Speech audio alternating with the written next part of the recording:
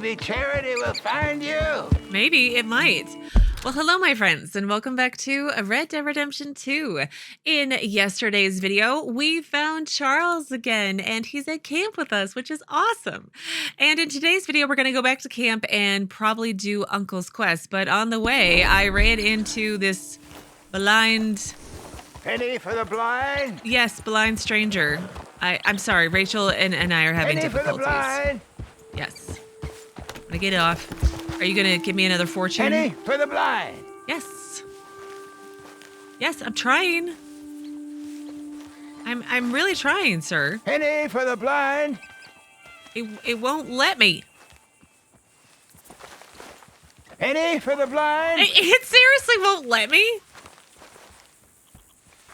Penny for the blind. Help a blind man. There we go, finally.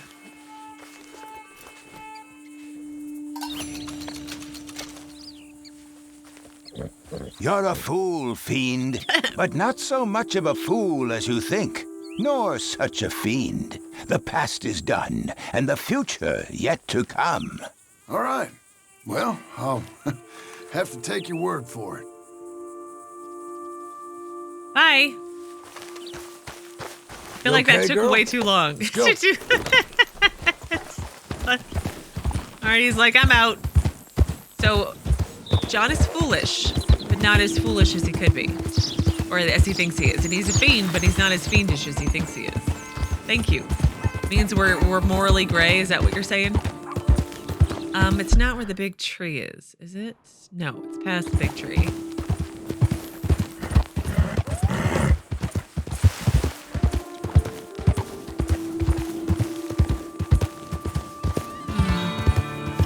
Oh, wow. Did we fence in our house area? Look at that. Oh, it's broken a little bit. We need to fix that. Some. Sorry, Rachel. I know you hate bushes as much as Wednesday used to, but just the way that it is. But I will park you over here by all the other horses that don't currently exist. Okay, well, since I'm all the way back here, I am now going to save again. Are these plants that need picking? No, they're just... Oh, here are the rest of the horses. All right, hi, Uncle. Hi, Charles. What's going on? Feels like old times. It's good to have the old gang back together again. Let's just hope things don't turn out like last time. Yeah. There he goes. What'd I tell you, Charles? Boy is as sour as weak old milk. No wonder she didn't stay with you.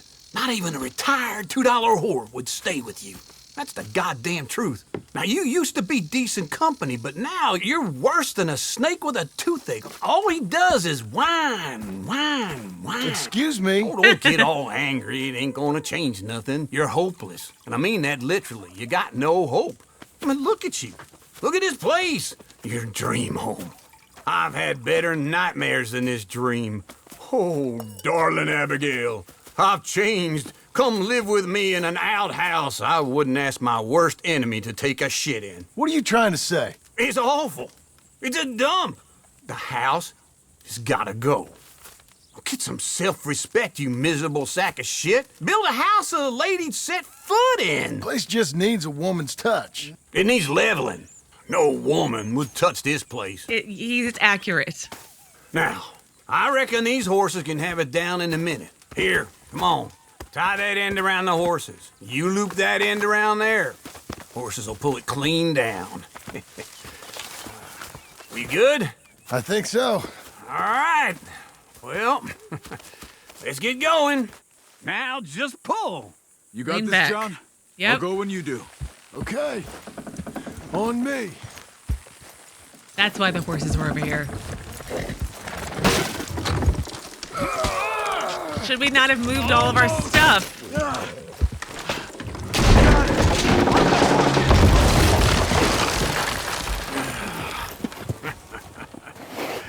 See? I told you it wouldn't be no trouble. And now? Now we head into town, buy ourselves a house right out of a book. Right. Same as if it were a bicycle. Really? Where in town? There's a fella by the train store. Cake's hardwood and timber. Okay, you keep working here. But if I don't go with you, who's gonna tell you Just that? need a bit of peace and quiet from your incessant yapping. Charles, make him work. Whip him if you have to. I don't think it's actually going to happen. Oh, I meant to go to the... Well, now we have to go back into town anyway. John, Uncle, and Charles tear down the derelict shack at Beecher's Hope. Complete within 18 seconds. I mean, like, I gotta read and comment on stuff, game. Jeez. Okay, well, that was way faster than I thought it was going to be. And I do want to do another bounty. There's not one available in Blackwater. I know there's one available in Strawberry. So maybe we go to Strawberry. I'm trying to remember, where was everybody at? Pearson was supposed to be in Rhodes. Tilly is Saint Denis. Mary-Beth's in Valentine at the train station. I went to the train station and did stuff. And I didn't see her. Why don't we go to Valentine?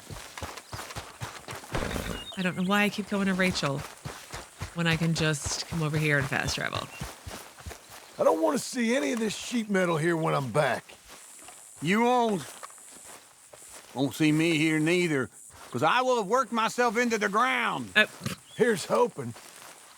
Okay, well, I'll leave you to it then. Okay. Well, we burned the breeze long enough, I reckon. I made it, Charles. Make sure he helps. Work I can do, John. Work an uncle. Test my patience. They do, don't they? Whip him if you have to. You stay safe now. Talk to you later. Okay. All right, we're going to travel to Valentine.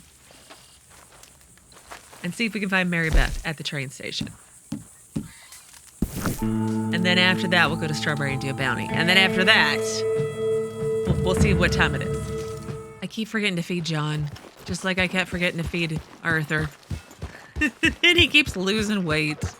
It's not good. Okay, so we're going to try to find Mary-Beth at the train station. And then we need to also go to the post person and pick up my mail and drop off all the things that I spent all that time collecting a few days ago. Hello. And I do still need to sell some of these pelts. They're getting a little raggedy looking on my horse. All right, let's come in here.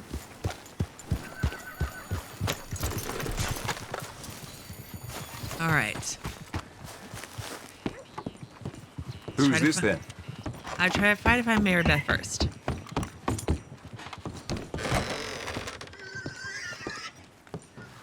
Nope. Is that Mary-Beth?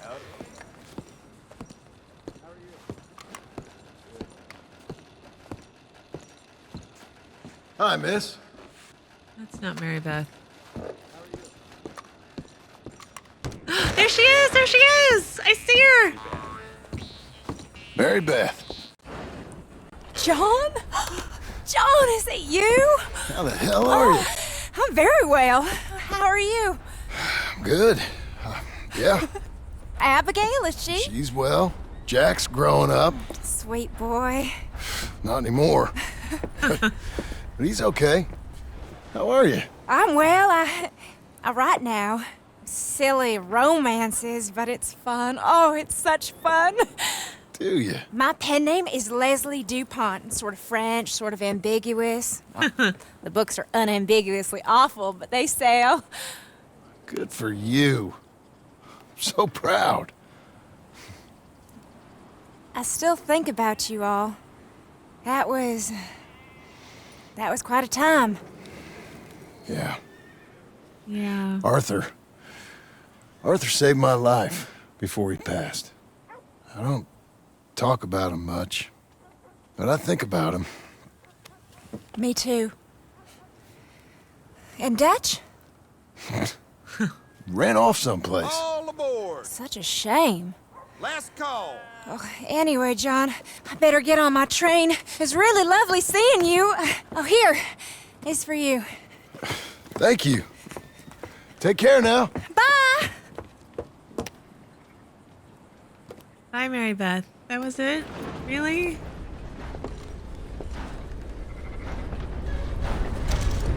The lady of the manor. Oh, Mary-Beth, an audacious new romance by Leslie Dupont.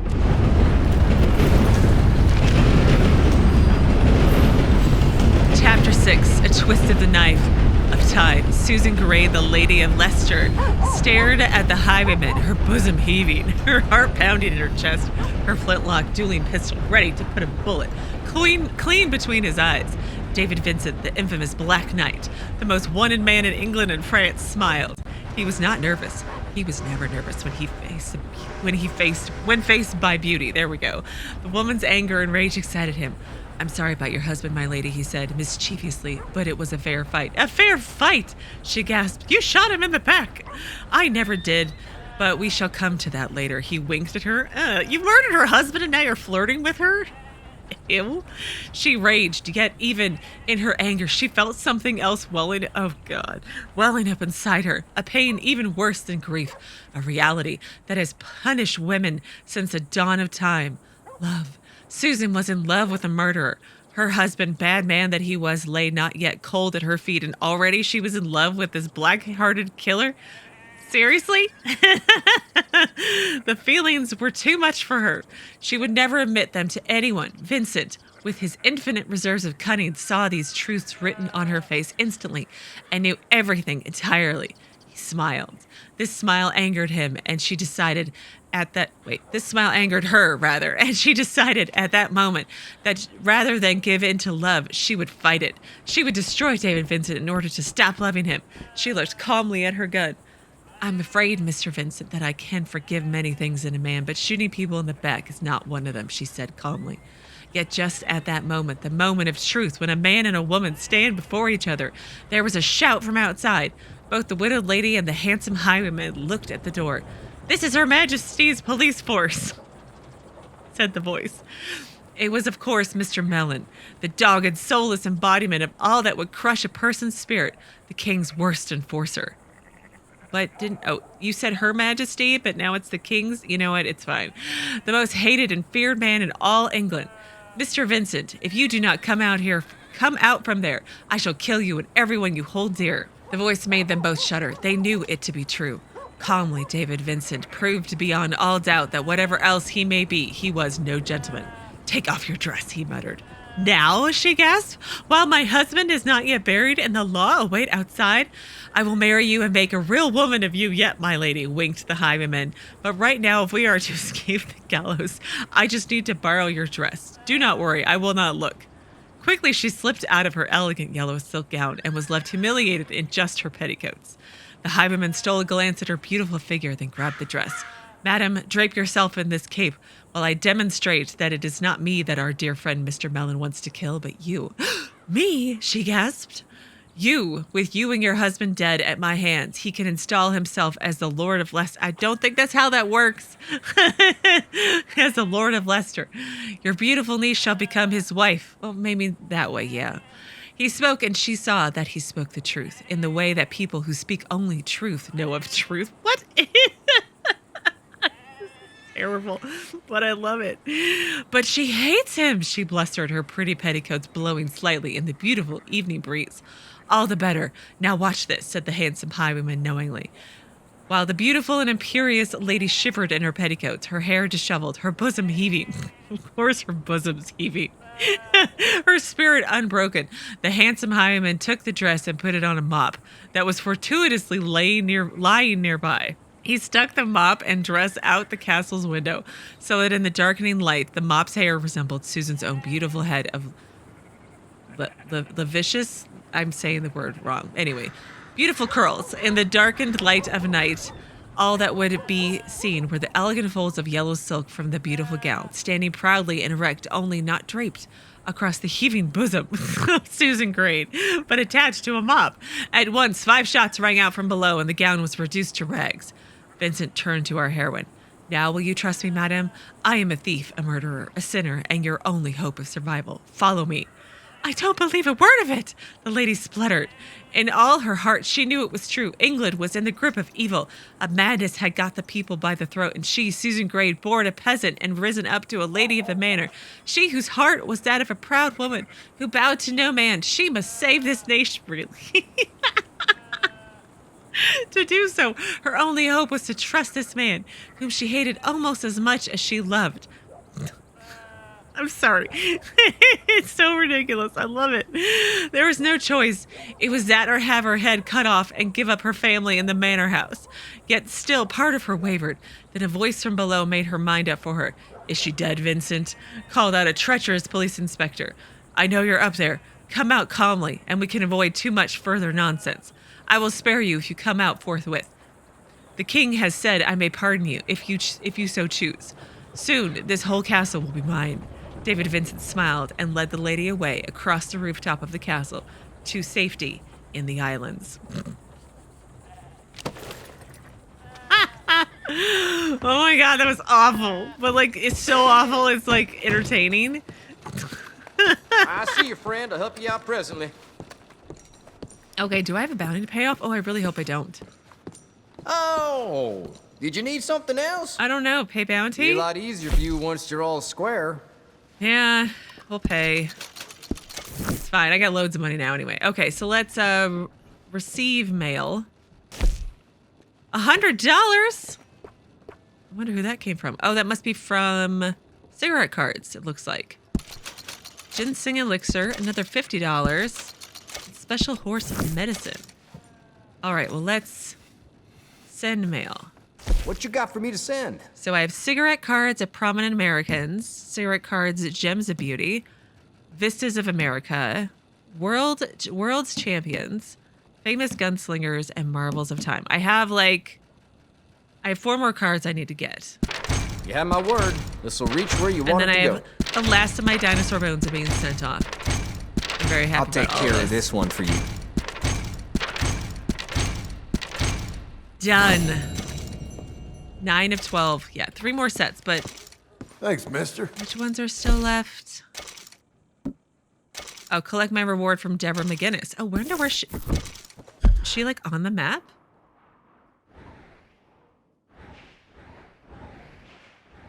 No? Oh, I gotta remember the map goes down here more. No, I don't see her on the map. Well, we'll worry about it later. But let me see. Cigarette cards. So I still need to finish Flora of America. Oh, no, wait. Yeah, Flora of America. Stars of this stage and card set and Amazing Inventions. 4 cards to go. Okay. Well, I'm going to head off to Strawberry now. And we're going to collect a bounty. Well, we're going to go get a bounty and then find the bounty and then collect the bounty. That's the order and way that actually works. But anyway, I'll meet you there.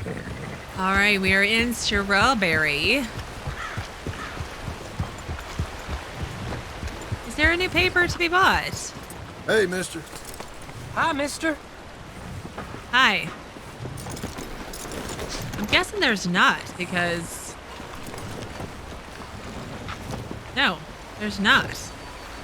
Very disappointed. Good girl. Okay, anyway, Let's go. To Strawberry we shall go. Well, we're already in Strawberry. To the Strawberry jail we shall go. Break. Off. Okay. Let's calmly enter the sheriff's station. So I'm guessing you're a bounty hunter. Posters usually go up on that wall there. Okay. Bart Cavanaugh. $60. Okay, not bad. Look at you. Okay, put away. Oh, I meant to read it Bart first. Cavanaugh. He's one of them boys down from Laramie. They say they businessmen chasing up land deals. But I know hired guns when I see them. Laramie? I'm acquainted with some of those fellas. Oh, yeah. Yeah, Mayor's got a strange tolerance. But this one's gone too far. He's up north of here, the other side of the mountain. Okay, hang on. Let's actually read it this time. Okay. $60. Bert Cavanaugh, wanted dead or alive, has been declared an outlaw in the province of Strawberry. It has Been definitely ascertained that Cavanaugh is guilty of multiple counts of assault, intimidation, and the wanton destruction of property. Last seen near Gnarly Rock. If located, arrest and wire this office. If located, arrest and wire this office. Okay, you know what? It's fine. Let's talk to the sheriff, though. Tell me about this bounty. What's his charge? Intimidation, the destruction of property, violent assault, but they're all things we turn a blind eye to now if you're from those parts, or so I'm instructed. Really? Okay. Why are we after this fella then? Bart Cavanaugh got fresh with the wrong girl, a cattleman's daughter. He's what you'd call an example to the rest. Ew. Indeed. I guess I know my job then. Capture or kill, whatever you... Probably kill, because that's how we roll. Okay, so up in this area. Okay, well, I'm going to... Good luck with it. Thank you. Hop on, Rachel, and make my way up there and meet you as I get closer. All right, we are close. Close-ish.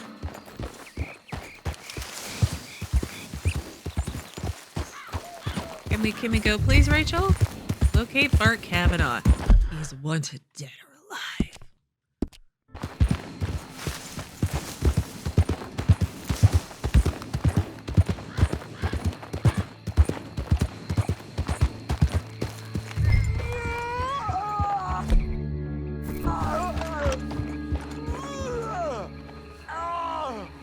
What on earth? Is that him over there just being sick? I suppose I can bring him in alive then. Damn gut rot.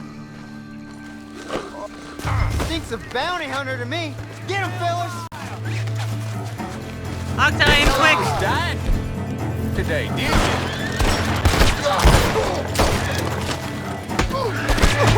Okay, now it's your turn.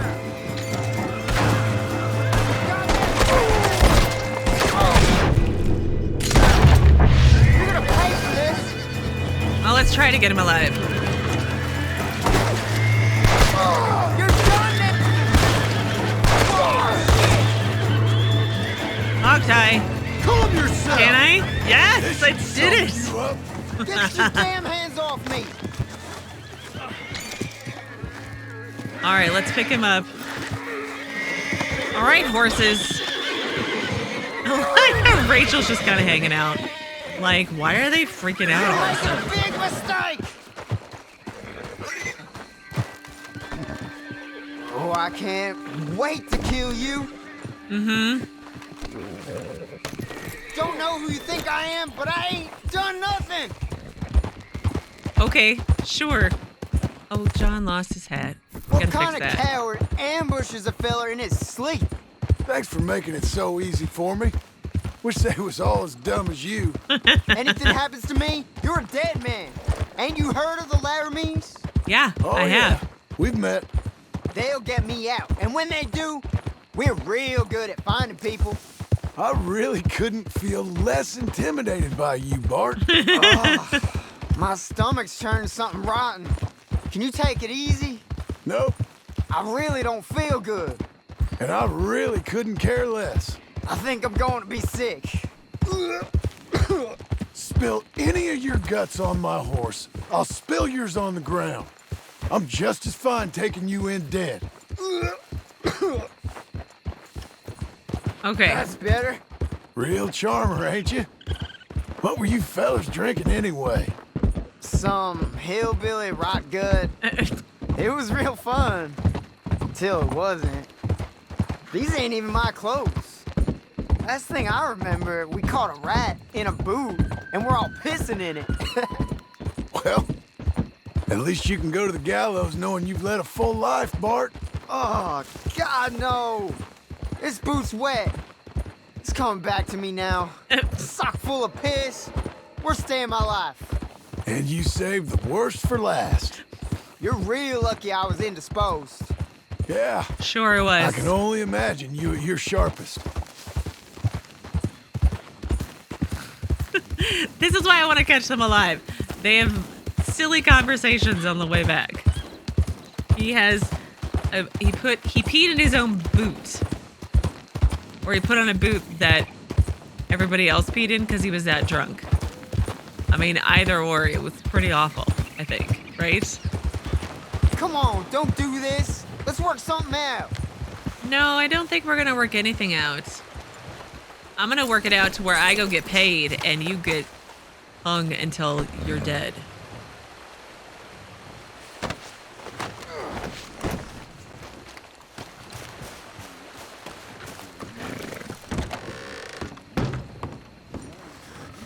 Someone's here to see you, Sheriff. Yep.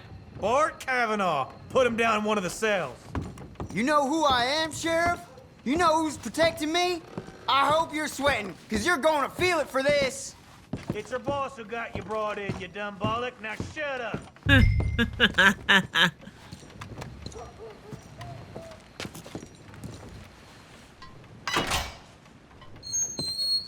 This is the worst mistake you ever made.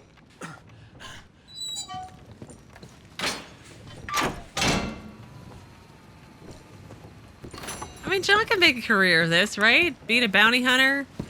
Maybe eventually be a sheriff or something. I mean, like, he was never a very good criminal to begin with. And he knows how they think. Buddy's there. I'm gonna take some comfort in seeing at least one of them Laramie boys meet justice. Take it if it helps you sleep at night, Sheriff. Because the rest up, that's fine.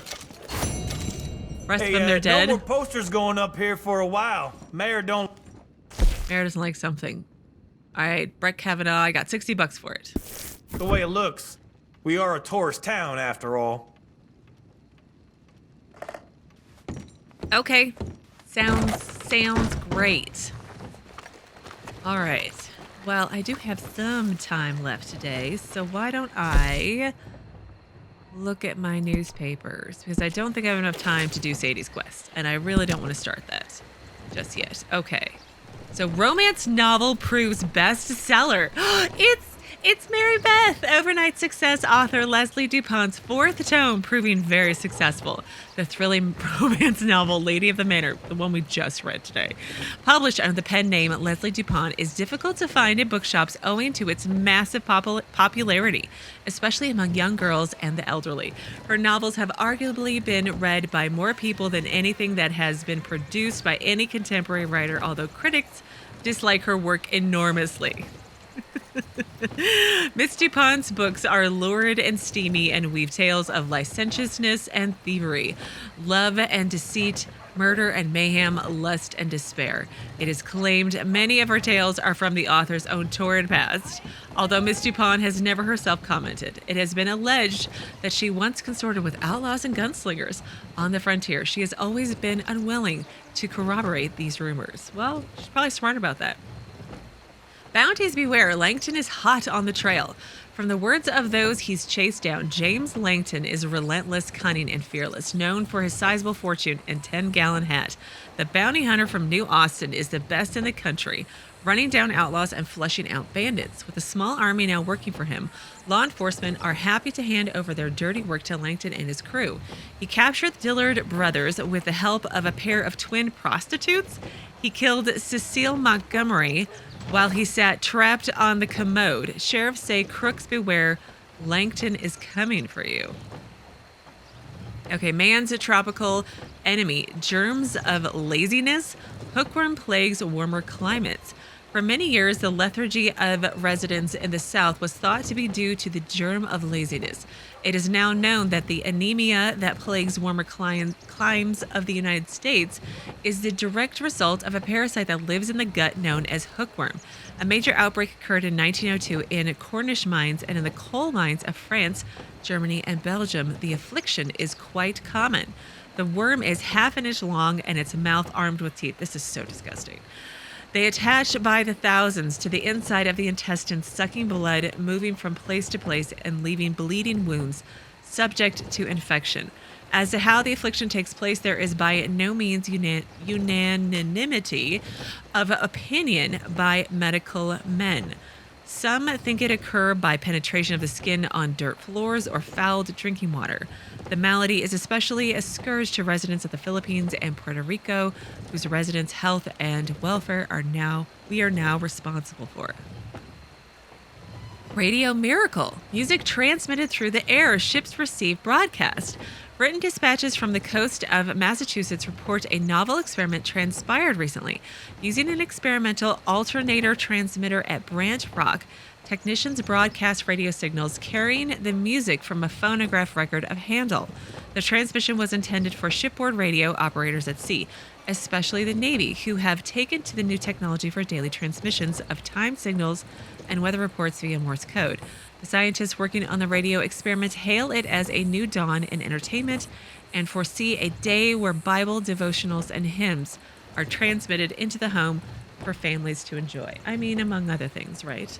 But anyway, I have, I think, read enough for today, and I'm just going to pause here. So in Sunday's video, we are going to head back to Blackwater and work on our quest with Sadie. Depending on how that goes, do another bounty, pick up some mail, and as usual, go from there.